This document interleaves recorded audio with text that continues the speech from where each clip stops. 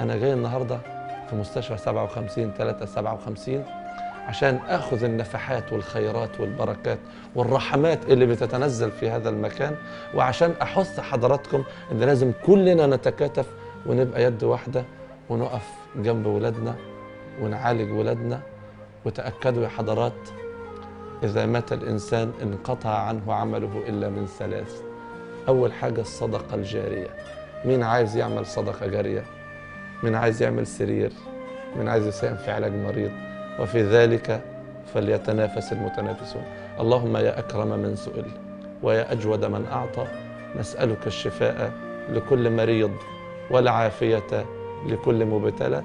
صل اللهم وسلم وبارك على سيدنا محمد وعلى آله وصحبه أجمعين، والحمد لله رب العالمين. مؤسسة مستشفى 57/3/57 لعلاج سرطان الأطفال بالمجان. رحلة علم، هدف الحياة.